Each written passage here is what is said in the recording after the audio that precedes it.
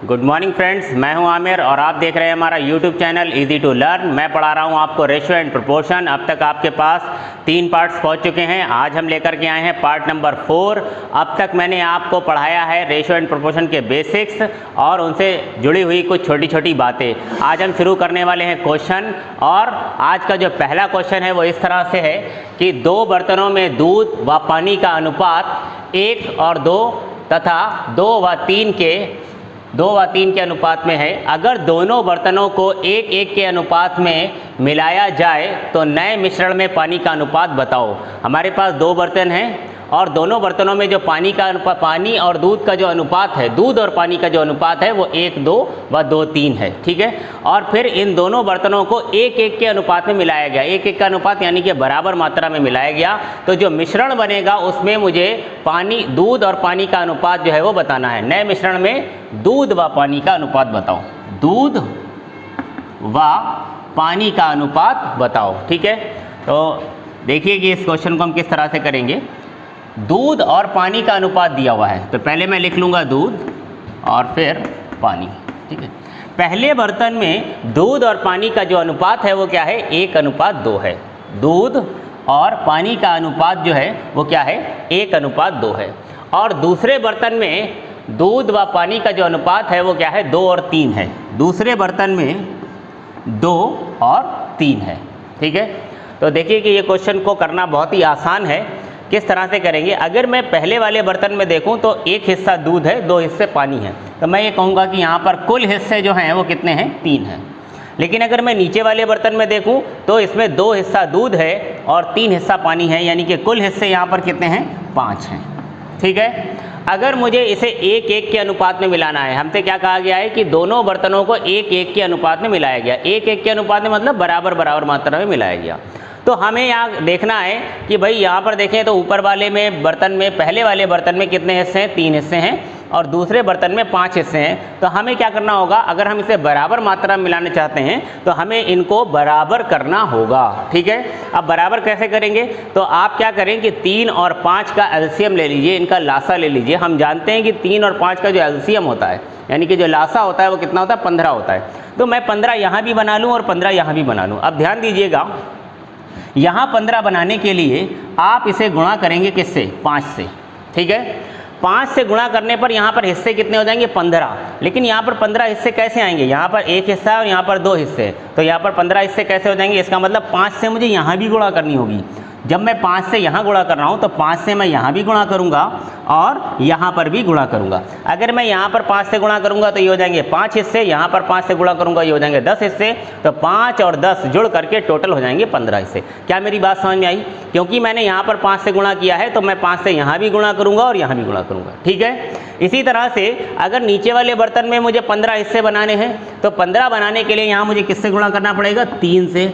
अगर मैं 3 से यहाँ गुणा करूँगा तो इसका मतलब ये है कि 3 से मुझे यहाँ भी गुणा करना है और यहाँ भी गुणा करना है। अगर मैं 3 से देखिए इसमें गुणा करूँगा तो ये कितने हिस्से हो जाएंगे, 6, और ये कितने हो जाएंगे, 9। 6 और 9 मिलकर के 15 हिस्से हो गए हैं। अब पहले बर्तन में भी 15 हिस्से हैं और दूसरे बर्तन में भी 15 हिस्से हैं। इसका मतलब अब मैं अगर इसे मिला दूं तो ये 1-1 का अनुपात कहलाएगा, है ना। 15 यहाँ और 15 यहाँ, तो 15 और 15 का अगर मैं अनुपात देखूं तो वो कितने का है, 1 और 1 का अनुपात है। यानी कि अब रेशियो ठीक है, 1-1 का आ गया है। अब मिला दीजिए। अब अगर मैं मिला रहा हूं तो ध्यान दीजिएगा, पहले बर्तन में दूध कितने हिस्से है, अब तो 5 हिस्से हो गया ना, 1 गुणा 5, 5 हिस्से हो गया है। और दूसरे बर्तन में दूध कितना है, 3 गुणा 2, 6, तो 5 हिस्से ये और 6 हिस्से ये, 5 और 6 मिलकर कितने हिस्से हो जाएंगे, 11, ठीक है। इसी तरह से अगर इधर पानी को देखें तो ऊपर पानी कितने हिस्से है, 10 हिस्से, और नीचे कितने हिस्से है, 9 हिस्से।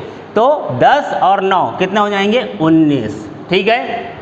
तो अगर मैंने इन्हें 1-1 के अनुपात में मिलाया है तो दूध और पानी का अनुपात जो है वो कितना हो जाएगा, 11 और 19 हो जाएगा, ठीक है। मैं इस क्वेश्चन को एक बार फिर से आपको समझा दूं। हमें 2 बर्तन दिए गए थे, दोनों बर्तनों में दूध व पानी का अनुपात कितना है, 1-2 और 2-3 है। तो मैंने लिख लिया दूध और पानी। पहले बर्तन में दूध और पानी का जो अनुपात था वो क्या था, 1-2 था। मैंने यहाँ लिखा 1, यहाँ लिखा 2, कुल हिस्से हो गए 3, ठीक है। और दूसरे बर्तन में दूध और पानी का अनुपात 2:3 था। 2 हिस्सा दूध और 3 हिस्सा पानी, 2 हिस्से और 3 हिस्से, कुल हिस्से हो गए 5। पहले बर्तन में कुल हिस्से आ रहे थे 3 और दूसरे बर्तन में कुल हिस्से आ रहे थे 5, लेकिन क्वेश्चन में हमसे कहा गया कि इन दोनों बर्तनों को 1:1 के अनुपात में मिलाया जाए। 1:1 के अनुपात में मिलाने का मतलब बराबर मात्रा में मिलाया जाए। तो बराबर मात्रा में मिलाने के लिए यहाँ पर हिस्से भी तो बराबर होने चाहिए। ऊपर हिस्से थे 3 और नीचे थे 5, इसलिए मैंने 3 और 5 को बराबर किया। बराबर कैसे किया? मैंने 3 और 5 का एलसीएम देखा, एलसीएम था 15, तो मैंने इसको भी 15 बनाया और इसको भी 15 बनाया। अब 3 को 15 बनाने के लिए मुझे किससे गुणा करनी पड़ी? 5 से, और 5 को 15 करने के लिए किससे गुणा करनी पड़ी? 3 से। लेकिन अगर मैं ऊपर वाले में यहाँ पे 3 में मैं 5 से गुणा करूँगा तो 5 से गुणा मुझे यहाँ भी करनी होगी और यहाँ भी करनी होगी। सिमिलरली जब मैं नीचे यहाँ 3 से गुणा करूँगा तो 3 से गुणा मुझे यहाँ भी करनी होगी और यहाँ भी करनी होगी। अब यहाँ भी 15 हिस्से हो गए और यहाँ भी 15 हिस्से हो गए।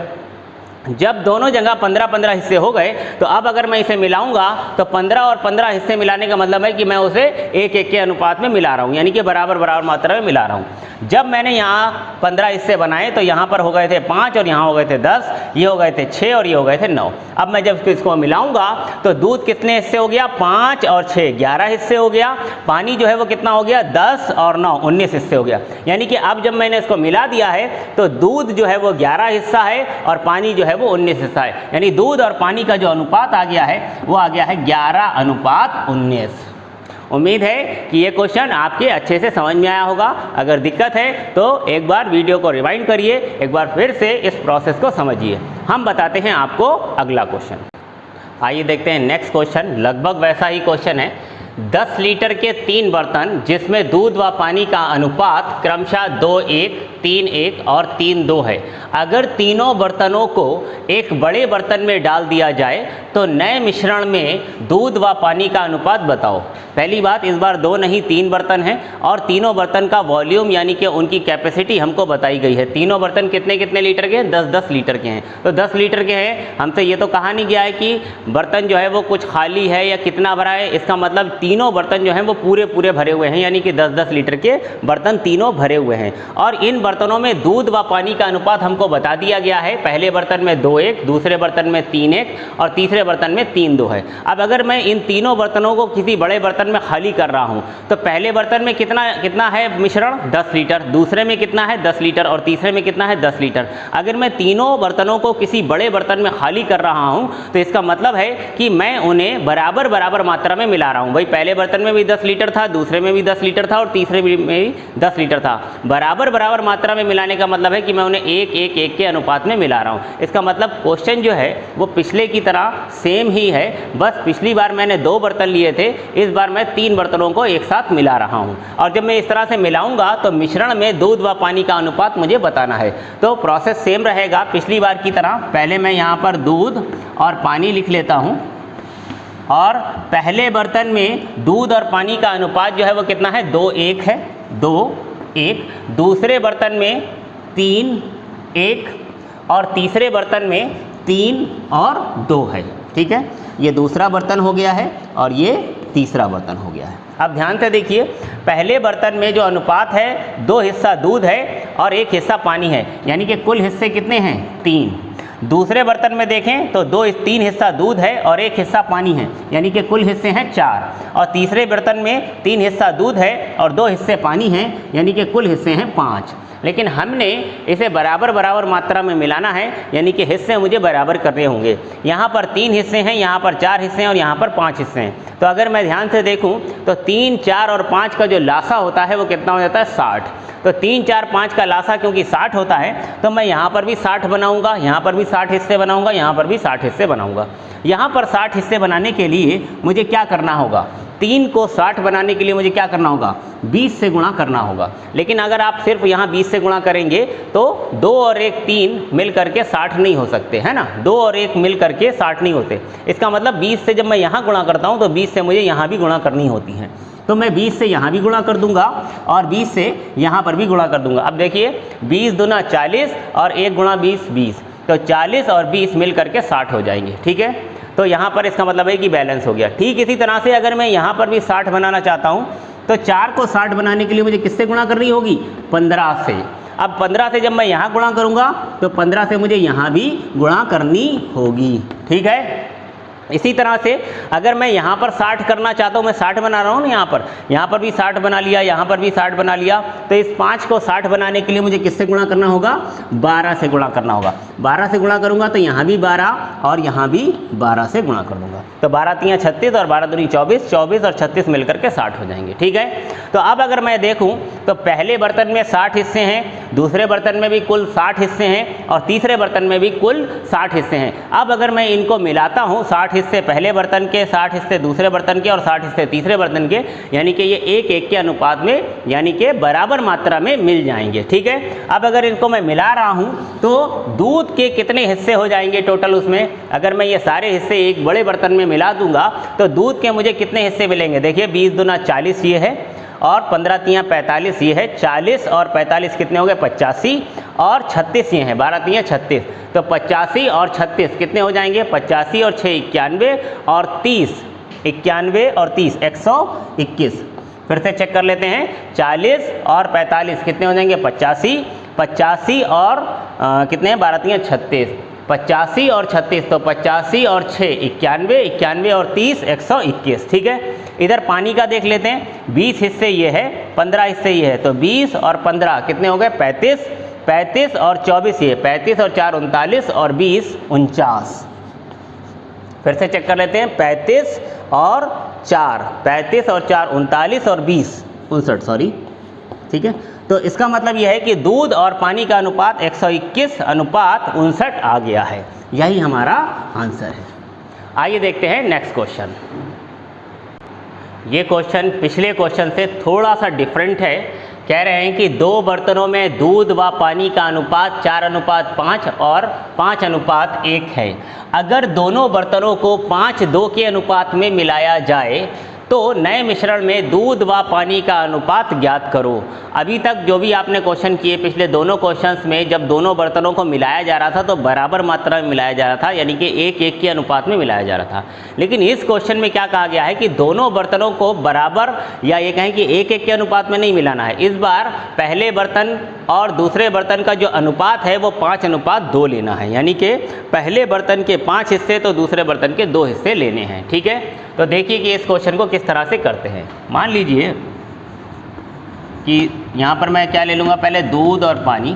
पहले बर्तन में मुझे दूध और पानी का जो अनुपात बताया गया है वो क्या है? 4:5। कितना है? 4:5 है। ठीक है, और दूसरे बर्तन में दूध और पानी का अनुपात जो है वो क्या है? 5:1 है। 5:1 है। क्वेश्चन करने का प्रोसेस अभी तो सेम ही है। यहाँ पर देखिए, यहाँ पर पहले बर्तन में 4 हिस्से दूध है, 5 हिस्से पानी है, यानी कि कुल हिस्से यहाँ पर कितने हैं? 9। ठीक है, और अगर मैं दूसरे बर्तन को देखूँ तो 5 हिस्से दूध है, 1 हिस्सा पानी है, यानी कि यहाँ पर कुल हिस्से कितने हैं? 6। तो सबसे पहले तो हम क्या करेंगे? इन हिस्सों को बराबर ही करेंगे, यानी कि पहले तो मैं इन दोनों बर्तनों को 1-1 के अनुपात में ही मिलाने की बात करूँगा। तो अगर मैं 1-1 के अनुपात में मिलाना चाहता हूँ तो यहाँ और यहाँ हिस्से बराबर होने चाहिए। बराबर होने के लिए यानी कि 9 और 6 को मैं बराबर कैसे करूँगा? तो इनका 9 और 6 का जो एलसीएम है, जो लासा है, वो कितना? 18 है। तो मैं क्या करूँगा? 9 को भी 18 करूँगा और 6 को भी 18 करूँगा। 9 को 18 करने के लिए मुझे मल्टीप्लाई करनी होगी, गुणा करनी होगी 2 से। अगर मैं यहाँ 2 से गुणा करूँगा तो यहाँ पर भी 2 से गुणा करूँगा और यहाँ पर भी 2 से गुणा करूँगा। और 6 को 18 यानी कि 18 बनाने के लिए मुझे गुणा करनी होगी 3 से। ठीक है, अगर मैं यहाँ पर 3 से गुणा करूँगा तो यहाँ भी मुझे 3 से गुणा करनी होगी और यहाँ पर भी। ठीक है, अब देखिए यहाँ पर ये 8 हिस्से दूध हो जाएगा और 10 हिस्से पानी हो जाएगा। 10 और 8 मिलकर के टोटल कितने हो गए? 18 हिस्से हो गए। यहाँ पर 15 हिस्से दूध है और 3 हिस्से पानी है। 15 और 3 मिलकर के टोटल कितने हिस्से हो गए? 18 हिस्से हो गए। अगर अभी इसी सिचुएशन में मैं इन दोनों बर्तनों को मिला दूँ तो पहले बर्तन से भी मैंने 18 हिस्से लिए और दूसरे बर्तन से भी मैंने 18 हिस्से लिए। 18 और 18 हिस्से मैंने मिला दिए, यानी कि अभी मैं मिला दूँ तो इसका मतलब है कि मैं इन्हें 1-1 के अनुपात में मिला रहा हूँ। लेकिन मुझे 1-1 के अनुपात में नहीं मिलाना है। मुझे क्या करना है? अभी भाई यहाँ पर कितने? 18 और यहाँ पर कितने? 18। अभी तो मैं मिला दूंगा तो 18 और 18, यानी कि 18 और 18 का अनुपात कितना होगा? 18 और 18 का अनुपात होगा 1-1, लेकिन मुझसे 1-1 के अनुपात में मिलाने की बात नहीं कही गई। मुझसे कहा गया है कि 5 हिस्से जो हैं वो पहले बर्तन के और 2 हिस्से जो हैं वो दूसरे बर्तन के। तो पहले बर्तन के मुझे कितने हिस्से लेने हैं? 5 हिस्से लेने हैं, इसलिए मैं इसे 5 से गुणा करूँगा। और दूसरे बर्तन के मुझे कितने हिस्से लेने हैं? 2 हिस्से, इसलिए मैं इसे 2 से गुणा करूँगा। ध्यान दीजिए, अगर मैं इसे 18 को 5 से गुणा करूँगा तो 18 पंजे कितना हो जाएगा? 90, ठीक है, 90 हिस्से हो जाएंगे। और यहाँ पर 18 दूनी कितना हो जाएगा? 36 हिस्से हो जाएंगे। तो अगर मैं ये कहूँ कि 90 और 36 का क्या रेशो है, तो आप इसे कैंसिल करके देखिए। मैं इसे 6 से काट रहा हूँ, तो 6 से काटा तो ये कितना हो जाएगा? 15, 6 से काटा तो 6, 3 से और काटूंगा, 3 5 जा 3 2 जा, यानी कि 5 और 2 का अनुपात आ जाएगा, ठीक है। तो इसलिए मैंने यहाँ इससे 5 से और इसे 2 से गुणा कर दिया है। लेकिन अगर मैं यहाँ 5 से गुणा करूँगा तो मुझे 5 से गुणा यहाँ भी करना होगा और यहाँ भी करना होगा। इसी तरह से अगर मैंने 2 से यहाँ गुणा किया है तो 2 से गुणा यहाँ भी करना होगा और यहाँ भी करना होगा, ठीक है। अब इस सिचुएशन में यहाँ देखिए कितने हिस्से हो गए? 90, और यहाँ कितने हो गए? 36। अगर मैं 90 और 36 को मिलाऊंगा तो जाहिर है कि वो 5 और 2 के अनुपात में हो जाएगा। अब मिला दीजिए, बस हो गया अपना काम। तो यहाँ पर दूध कितने हिस्सा है? 5 दूना 10 दूना 40। ये कितने, मैं छोटा छोटा यहाँ लिख देता हूँ, ये दूध जो है वो 40 हिस्से है। 5 दूना 10 पंजे 50, पानी 50 हिस्से है। 5 दूना 10 तियाँ 30, ये है 30 और ये है 6। अब अगर मैं ऐसी सिचुएशन में मिलाता हूँ तो 40 हिस्से ये और 30 हिस्से ये, दूध कितने हिस्से हो गया? 70, और पानी कितने हिस्से? 50 और 6 56 हिस्से है, ठीक है। तो दूध और पानी का अनुपात जो है वो 70 और 56 है। लेकिन क्या ये किसी नंबर से कैंसिल हो सकता है? यस, इसे मैं 14 से कैंसिल कर सकता हूँ। 14 5 जा और 14 4 जा, ठीक है। इसका मतलब दूध और पानी का जो अनुपात आ गया है वो कितना आ गया है? 5:4, ठीक है। फिर से समझ लीजिए, इस क्वेश्चन में हमसे बराबर बराबर मात्रा में यानी कि 1-1 के अनुपात में नहीं कहा था, बल्कि 5 और 2 के अनुपात में कहा था। तो पहले तो मैंने क्या किया? पहले तो उनको बराबर ही किया, 18 और 18, जैसे अब तक पिछले क्वेश्चन में कर रहे थे। लेकिन अगर मैं ऐसी सिचुएशन में मिलाऊंगा तो 18 मिलाने का मतलब है 1-1 के अनुपात में मिलाना। मुझसे किसमें कहा गया था? 5 और 2 के अनुपात में। पहले बर्तन के कितने हिस्से चाहिए थे? 5, इसलिए मैंने यहाँ 5 से गुणा किया था। और दूसरे बर्तन के कितने हिस्से चाहिए थे? 2, इसलिए मैंने यहाँ से 2 से गुणा किया था और मिला दिया। मिलाने से मुझे जो अनुपात मिला वो क्या आया? 70 और 56, कैंसिल किया तो 5 और 4। उम्मीद है कि ये क्वेश्चन जो आज आपको बताए गए आपको अच्छे लगे होंगे, समझ में आए होंगे। आप ऐसे बहुत सारे क्वेश्चंस अपनी बुक्स में ढूंढिए, उन पर प्रैक्टिस करिए, या इन्हीं क्वेश्चंस में नंबर को चेंज करके इनकी प्रैक्टिस करिए, ठीक है। हम लोग मिलते हैं नेक्स्ट वीडियो में अगले कुछ नए क्वेश्चंस के साथ। Thank you.